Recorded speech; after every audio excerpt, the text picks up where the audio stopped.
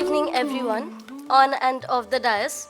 It's an honor to present at the Lakhisarai Academic Conclave 2025. I extend my senior gratitude to Professor Anil Kumar, my supervisor, and to the District Magistrate for enabling this scholarly exchange. So as you can see, my paper is titled as Contextualizing the Formation of Sacredness Amid Regional Space Relocating Krimila in the Spatial Matrix of Srinagara Bhukti. Before I begin the main argument, I wish to briefly note that this study is grounded in a wide body of secondary scholarships ranging from Claudine Bott's Picron's analysis of Buddhist iconography, B.D. Chattopadhyay's critique of center privileging historical models, then D.C. Sarkar's territorial geography, and obviously Julia Shaw's work on monastic ecologies. And the most important for this work was Diana L.X. Sacred Landscape Theory, and Professor Anil Kumar's archaeological research at Lal Pahari and the greater Krimila region. As throughout the conference we have heard a lot about it. So these works collectively provide the textual, archaeological, ecological, and theoretical scaffolding for my approach.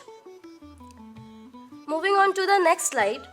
So Magadha, as we know, it emerges not as a singular political geographic entity, but as a dynamic assemblage of subregions, each formed through sacred territorial processes.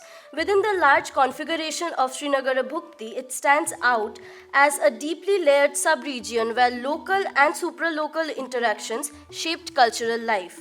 Following the analytical interventions of B.D. Chattopadhyay, this paper offers a spatiotemporal reading of Krimila not as an isolated Buddhist site, but as a node whose significance was produced through regional relationality.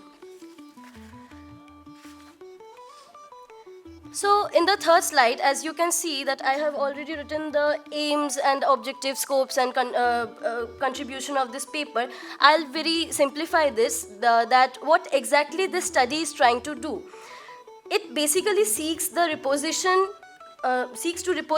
Krimila as a historically significant sacred administrative node rather than a peripheral shadow of the monumental centers of Magadha, by treating sacredness, quote-unquote, as a process emerging from networks of governance, mobility, monastic ecology, ritual practice, and ecological affordances rather than as something inherent in monumental architecture. From the context of which this framework I'm talking about, it allows the shift, a polycentric framework here I'm going to talk about, which understands sacred landscapes as being constituted by multiple interconnected nodes as shrines, settlements, monastic clusters, ritual routes, and obviously circulation corridors, as in many of the presentations we have already seen that. So, moving on to the next. Situated between Ganga, Kiul, and Haruhar, Krimila lies within an environmentally strategic corridor that historically supported high settlement density, agrarian productivity, and sustained mobility. The region forms a natural threshold between the Gangetic heartland and the eastern routes leading towards Bengal and Tibet, making it an ideal location for monastic activity and regional interaction. As I would very likely people who have already heard Claudine Bott's Picron's lecture last day, they know what I'm trying to say. Archaeological investigations, particularly the excavations at Lal Pahari, along with surveys around Jayanagar and neighboring hilly ranges, indicate the presence of substantial monastic landscape. The sites collectively reveal that habitational layers suggesting long-term occupation, craft production zones including ceramic assemblages as studied in the paper of Professor Anil Kumar, a typochronological assessment, and my fellow colleague is also going to present on a particular area within the region. Water management features which point to ritual and domestic hydraulic planning, architectural vestiges of monastic establishment, and ritual installations including terracotta objects, sculptural fragments, etc. So the material culture here is not isolated but distributed across the terrain. So the approach is horizontal and reflected vividly in the cluster of broken sculptures found across Lakhisarai. These fragments, though often overlooked, bear testimony to a vibrant ritual environment and indicate dynamic religious engagements over centuries. So, despite this rich archaeological profile, the historiography of Crimilla has remained surprisingly thin. So, two interpretive tendencies dominate the earlier scholarships. One I would like to prefer as peripheralization and the reduction. When we talk about peripheralization, Crimilla has been treated as marginal to the dominant Magadhan centers as compared to the overshadowed by the monumental visibility of Nalanda or Bodh Gaya as well. And when we talk about reductionism, so while discussing for a long time, we also think that the domain is specifically concluded with Buddhist iconography in a large term. Such approaches, though valuable in specific contexts, have indifferently narrowed the analytical lens, preventing Crimilla from being viewed as a part of wider sacred administrative network. So regarding this, I must say, by reconsidering the administrative geography through Disish Sarkar's territorial analysis reveals a well-organized political unit as Srinagara Bhukti, as you can see in the screen, with multiple ritual and urban nodes distributed across the landscape. Crimilla's strategic placement along routes linking Nalanda, Bodh Gaya as well as Bikramshila and onward to eastern Bengal indicates its mobility-driven importance. It functioned as a connective hinge between the Gangetic Plain, the sub-Himalayan transition zone. This position made it central to revenue networks, movement of monks and ritual specialists, circulation of goods and administrative communication. Through this lens, Crimilla is not a marginal settlement but a critical administrative and ritual node. Here I have labeled this as monastic ecologies and settlement patterns. So monastic establishment in early medieval Eastern India were rarely isolated. They were embedded within ecologically favorable zones that enabled habitation, ritual and craft production as well. Here I would like to say about Professor Kumar's paper, where he is also talking about the importance of ponds, the gandas in general. And regarding this, I would also like to say that the primary texts which is being very evident in this scape is Brihad Samhita. So coming back to the presentation, Crimilla's landscape marked by hillocks, forests, fertile plains and riverine access created an environment comparable to the monastic ecologies of Rajgir and Nalanda. Evidences from Lal Pahari and Jayanagar indicates settlement layers, ceramic assemblages, craft activity, structural remains and water management installation obviously.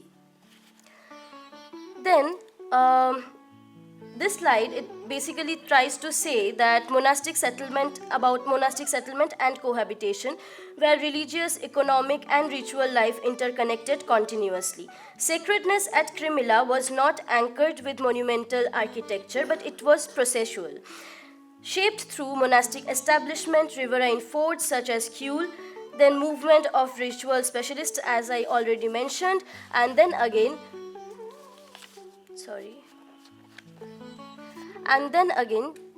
the pilgrim routes, etc. In this sense, Crimilla's sacredness was relational, arising from its location within a network of sites such as Balgudar or Uren, Chowki, Rajana, etc. Now, a polycentric landscape, it rejects the binary of center versus periphery. Instead, it conceptualizes sacred space as a constellation of interlinked nodes, each of which contributes to the coherence of the region. Now, Crimilla, when viewed through the framework, it aligns with, as I already mentioned, the places, Uren, Balgudar and all this, and obviously the wider Nalanda-Ganga corridor. Together, these sites reveal the structural and ritual coherence of Srinagar Bhukti, not as a hierarchical geography, but as an interconnected network. So, movement is fundamental when it comes to sacred formations. So, Zhuangzang's records indicate dense monastic travel across eastern India and Krimila's placement along north-south, east-west axes and positioned it directly within the center. This movement basically shaped monastic life, ritual circulations, administrative communications, and obviously exchange of knowledge as well as objects. While talking about reframing Krimila, contribution of this study already I tried to keep a question when I was talking in the second slide I was talking about the aims and objectives. So this study contributes three key interventions I would like to suggest. First is network-centered interpretation. So it moves beyond site-specific and art historical analysis to foreground the relational networks that has given Krimila a meaning. Constitutive significance, it demonstrates that Krimila was not marginal but helped to shape the sacred geography of Magadha, and administrative embedding as well. It situates Krimila within territorial units, monastic networks, and ceilings and ecological logic. So this model, it can be extended to another non-monumental sites in eastern India, allowing a more inclusive reading of the region's cultural landscape. So now to sum up, I would try to return to the conceptual concern that actually underlines this study. Krimila, it compels us to rethink the very process through which sacredness was constituted in the early medieval Middle Ganga Valley. It was neither an isolated monument, nor a singular religious center, nor a marginal site overshadowed by Nalanda.